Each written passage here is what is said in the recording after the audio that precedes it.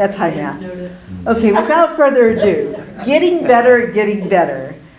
Les Landis is president of Landis and Associates, a management consulting firm that provides services in planning, communication, employee engagement, and performance improvement systems. His employee engagement work is grounded in his mission to guide organizations in creating a high-performance culture of trust where people love to work and customers love doing business. Drawing on his expertise as a certified Lean Six Sigma professional, he offers clients an array of processes and tools for systematic, continuous improvement. A nationally recognized expert on employee engagement, he is the author of the business fable, Getting to the Heart of Employee Engagement, as well as numerous articles featured in a variety of professional publications.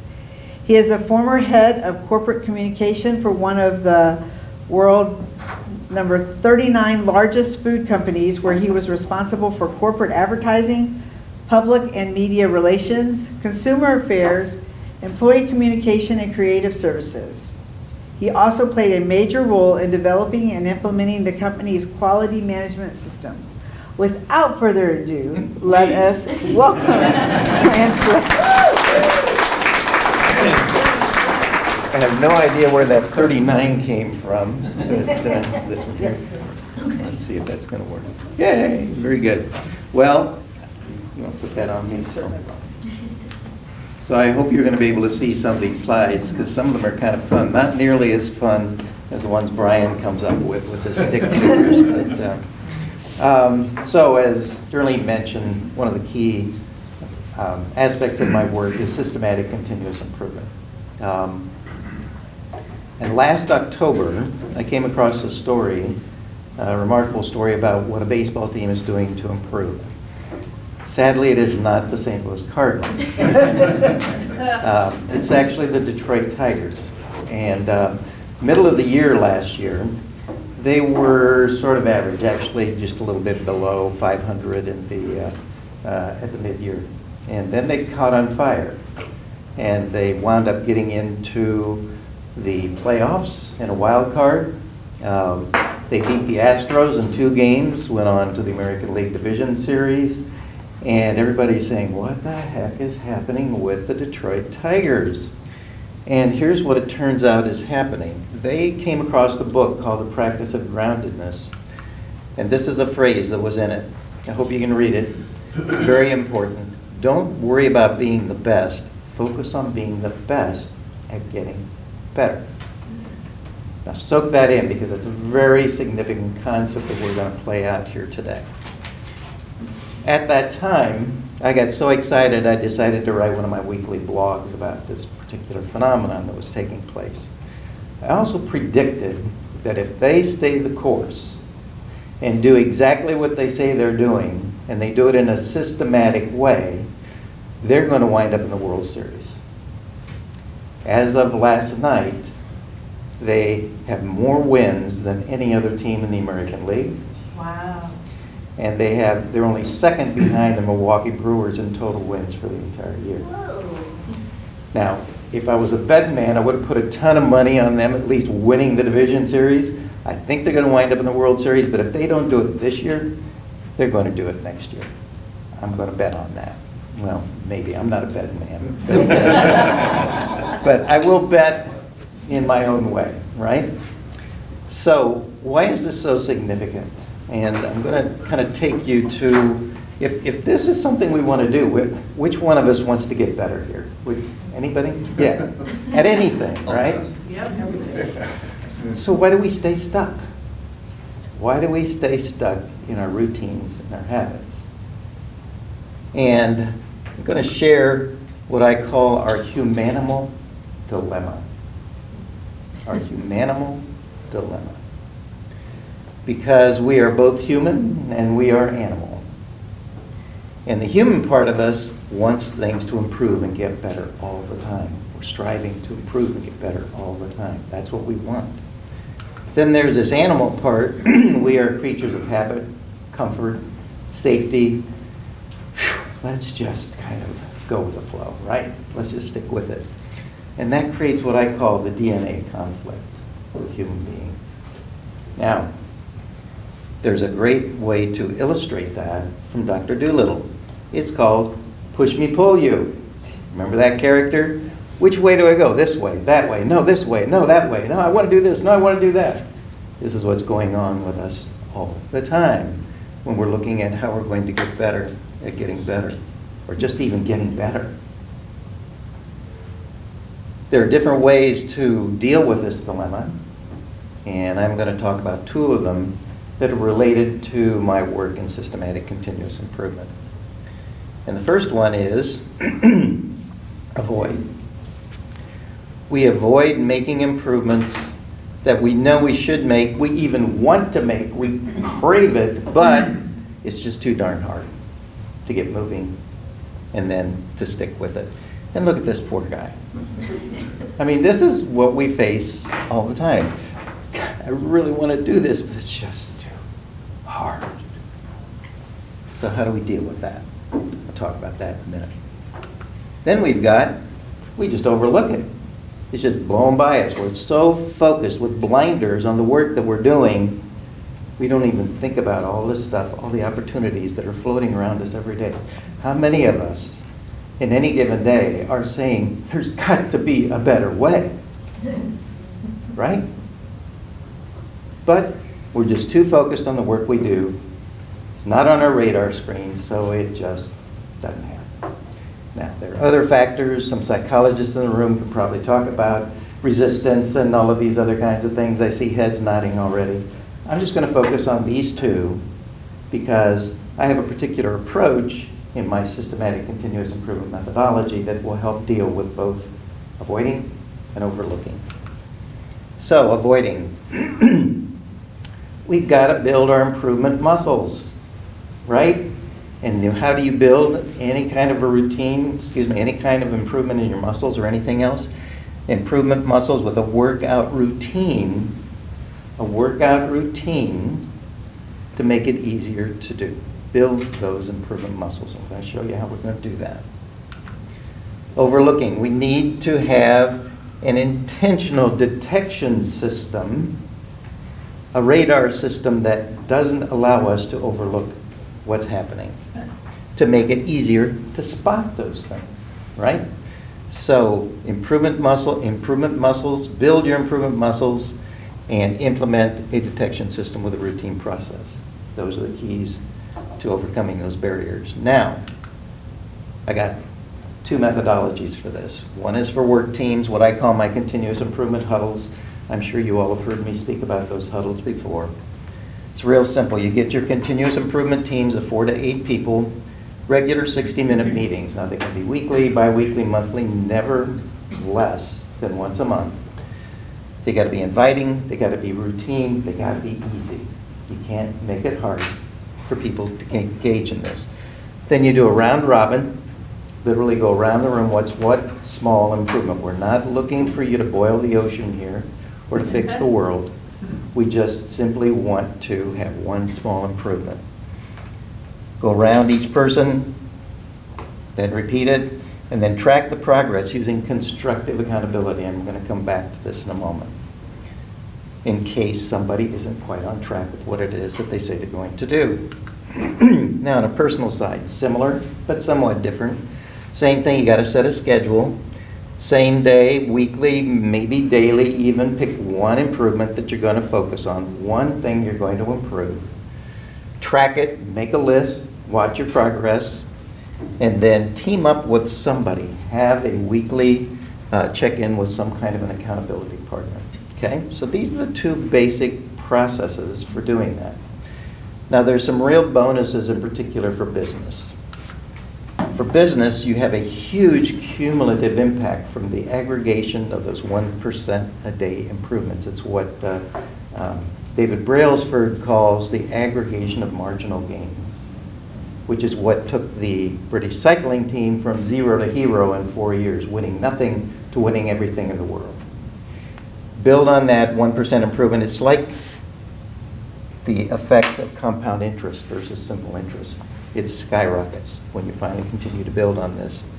And here's another thing. It really helps to meet the need, employee engagement, right? My thing. It really helps to meet what I consider to be the primary needs for getting people engaged. They want to be informed honestly and timely about current condition and future direction. They want to be heard, valued, and taken seriously for what it is that they have to say. And they want to have some control over the decisions and actions that affect their lives in the workplace. These are the things that get people engaged. This improvement system, this improvement routine, provides the mechanism for people to be able to do that in the workplace. You can do that with your own team or some of the people that you consult with. So, core principles behind this whole thing are important to remember. We are creatures of habit. We will never stop being creatures of habit. No matter how hard we try, we will never get away from being creatures of habit. And so what do you got to do? Create an intentional habit for improvement to overcome the default habit of doing things over and over and over and over and over and over again the same way. So build on power of the habit. Make it easy. Remember that poor little creature who was trying to pick up that barbell? Too much. Make it easy. Make it easy. Make it so simple. And those muscles just build little bit, little bit, little bit, little bit. This is one that some people have a little difficulty getting their heads wrapped around. We focus too much on goals instead of a lifestyle. Important, it's okay to have goals, no question about it. But what's much more important is to view success through the lens of ongoing potential. Ongoing potential, day by day, minute by minute, hour by hour. Ongoing potential, rather than finite goals. Focus on the processes more than the prize. Right? We want that prize. We want that prize. We want that prize. Let me tell you why the Detroit Tigers are the leading team in baseball right now. They're not focused on the prize. All they're focused on is the process. What are we going to do to get better today? Better today, better today, better today, better today, better today. And last, and you're going to love this, don't fly alone. Don't fly alone. The only way that those continuous improvement huddles work is because it got a team that's holding one another accountable in a constructive way. You know, nobody wants to be beat up for not getting things done. Always treat people as the source of the solution, not the cause of the problem. That's the constructive accountability you need in order to make sure that people do the job. I'm going to share just a quick few quotes here that have been instrumental in helping to shape my model and my approach to this whole thing. And this is a powerful one, really powerful, and I want you to soak it in. Habit is a good servant, but a bad master. Every single day we get up, we have processes that get us out the door in the morning, to our work, to whatever. If we had to rethink all of that stuff every single day, we'd go freaking crazy. So our processes are really important. But when they become our masters instead of our servants, we lose control over continuous improvement.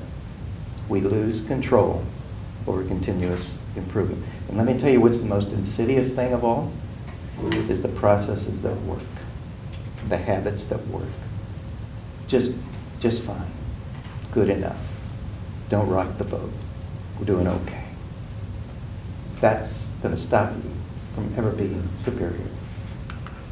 This one. Takes a strong fish to swim against the current, even a dead one can float with it. Right? You get that picture? Build those freaking improvement muscles so you can swim against the current. Because the current is pretty strong. To keep doing it the same way we've always done it, always done it, always done it, and we look down at that barbell and we say, I'm just not strong enough. So build those muscles a little teeny, eensy bitsy bit at a time. And then I'm just going to come back to this one again. Just really soak this in. Hang on to it. Don't worry about being the best. Focus on being the best at getting better. Right? And if you do that, The impact of this workout routine, you're going to have stronger improvement muscles, you're going to have increased awareness of improvement opportunities, and that, my friends, is what's going to give you sustained superior performance.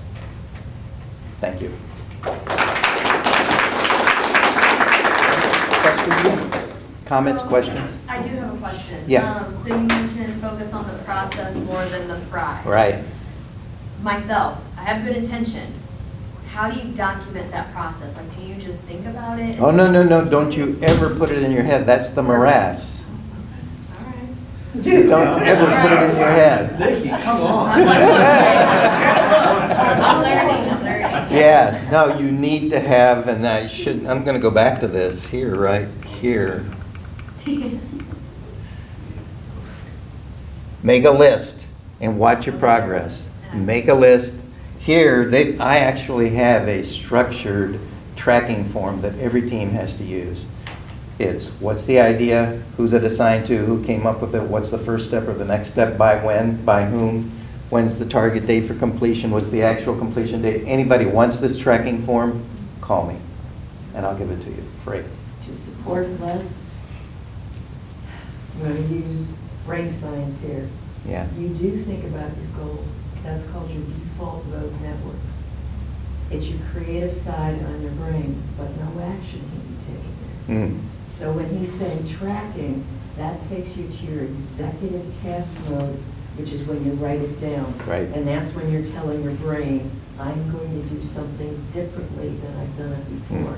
Otherwise, you're just on the ideation side, creative side, and you're not going to get anything done. So what Les is doing is making a very practical way of taking that thought, but now make it real. And unless you tell your brain by writing it down and then tracking it, your brain will default back to, my goal is to keep you alive.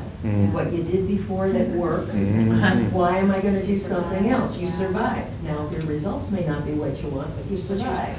So your brain is going to keep doing it, and collateral damage will continue to happen. Wow. So Les is right in there without talking brain science, is why are you going to do what you're going to do? Like she said. Any others? Yeah. I want to know when you're going to start working with the Cardinals. You know what? I actually tried to contact the Detroit Tigers and to see if I could write an article and do something about that, and then see if it get published, and then get it to the Cardinals, because the Cardinals are lost. They've simply lost their way, and I don't want to get into all of the. I'm a baseball freak, and I could talk for an hour on that. But Let's not. Yeah, let's not. That's right. One other hand I saw over here. Yeah, Matt. The, what'd you call it? The work teams? Yeah. That's like a mastermind? Actually, I wouldn't call it a mastermind. Every single team, every single person in the organization, every single person has to be in a group of 4 to 8 people.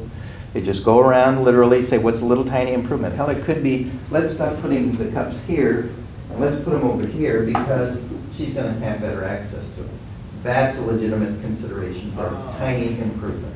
You do that over and over and over again. That's when you get that cumulative effect, that huge impact, like compound interest. I love that. Yeah. So is it important to have like 4 to 8 people? Say what? Is it important to have like 4 to 8 people? I say that because it gives people plenty of time in 60 minutes to talk about what their ideas are and where they are on the status of the ideas that they submitted the previous week or the previous session. Because what I'm wondering, because I'm thinking more like 2 or 3, but I'm Good. thinking. It's much richer if you have at least 4 people in the group. That's why I'm wondering, because it sounds like it's more brain power, so to speak. That's correct. You build on one another. There's so much energy when you're hearing, oh yeah, oh yeah, oh yeah, you said that, I'll do this. You mentioned constructive accountability. Yeah. Can you explain that a little bit more? What's the difference between constructive and non-constructive accountability? Your parents. Let me tell you. Let me tell you. Research shows that 80% of the employees in this country, when they hear the word accountability, it has negative connotations, and that's because it uses a club to beat people down instead of a ladder to lift people up. That's why I have this phrase, always treat, because crap is going to happen. When it does, always treat people as a source of the solution, not the cause of the problem. Because people want to do a good job, right? Who the hell really wants to mess up? Maybe a handful, but that's not really the main source of the things that go wrong in organizations. There's some kind of shortcoming, who in the heck knows what happened. But when you do that, when you approach people as a source of the solution, not the cause of the problem, what does that do? Tell me. Empowers. It gives people the power to make the fix Yeah. instead of focusing on the problem. What else does it do? Makes them feel important. Makes them feel valued, absolutely. What else? Makes them Stimulates creativity. creativity. Absolutely. Let me tell you the number one thing that it does. He's good. It stops people from feeling defensive. And who in the history of the world has ever done their best work when they're feeling defensive? Right? Yeah. All right, time's up. Mark's kicking me out of here, so we'll talk more later.